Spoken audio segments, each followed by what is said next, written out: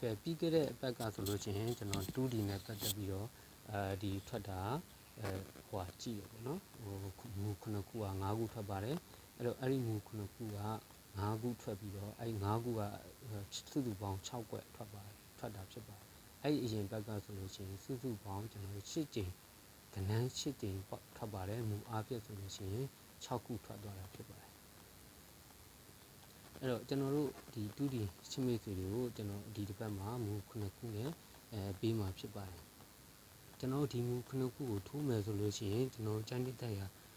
3ခုမူ3ခုကိုကင်ပြီးထိုးပါအဲ့ဒီလိုထိုးတဲ့အခါမှာဆိုလို့ရှိရင်ကျွန်တော်တို့ဇာတို့ထိုးဖို့လိုမှာဖြစ်ပါတယ်အဲ့တော့ဇာတို့ထိုးမယ်ဆိုလို့ရှိရင်1000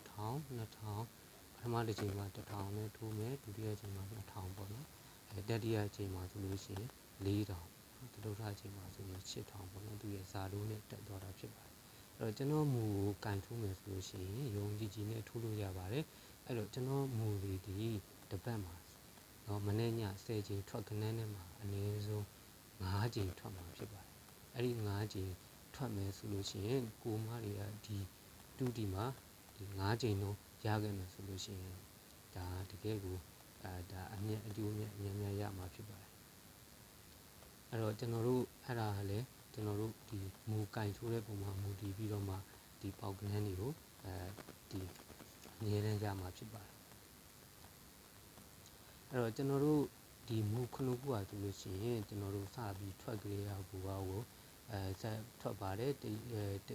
စ်ချိန်ချားပေါ့နော်ညမနေ့အနည်းဆုံးတစ်ချိန်ထွက်တာရှိတယ်ဒါဟာလေးကျရင်ညမနေ့လုံးထွက်တာလည်းရှိပါတယ်အဲ့တော့ကျွန်တော်တို့ထွက်တဲ့အပေါ်မှာမူတည်ပြီးတော့မှအကူမတွေကဒီပေါက်သီးကိုရမှာဖြစ်ပါတယ်ဘရိတ်အနေနဲ့ဆိုလို့ရှိရင်တော့ဆောင်းက2ခွန်နဲ့38ဘရိတ်ဟာအားကောင်းတဲ့မူတွေဖြစ်ပါတယ်အဲ့တော့ကျွန်တော်တို့အခုဒီတစ်ပတ်မှာထိုးရမယ့်ကဏ္ဍပေါ့နော်မူ1မှာဆိုလို့ရှိရင်မူ1မှာဆိုလို့ရှိရင်ကျွန်တော်တို့ကဘာရှိလဲဆိုလို့ရှိရင်35နဲ့45နှစ်ကွက်ပဲရှိပါတယ်နောက်မူ2မှာဆိုလို့ရှိရင်တော့ကျွန်တော်စုစုပေါင်း6ကွက်ရှိပါတယ်3 3 3 3 2ရဲ့50 51 52ဆိုပြီးတော့ဒါမူ2ကိုကန်ထိုးမယ်ဆိုရင်ဒီ6ကွက်ကိုကန်ထိုးမှာဖြစ်ပါတယ်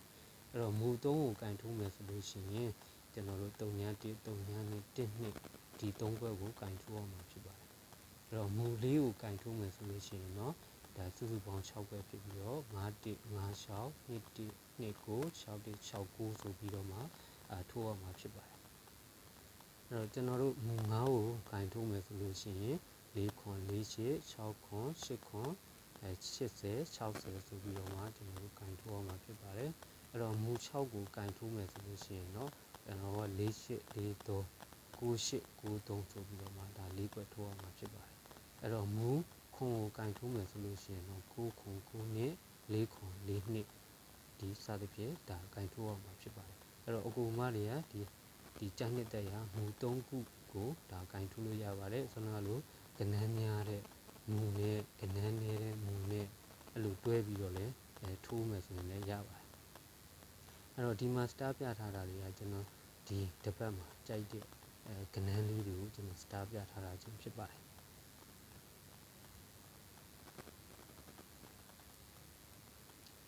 အားလုံးကိုမတွေဒီတစ်ပတ်မှာပေါက်တီးတွေနဲ့တွေ့ပြီးတော့မှများအကျိုးမြတ်ရပါစေလို့ဆုတောင်းပေးပါ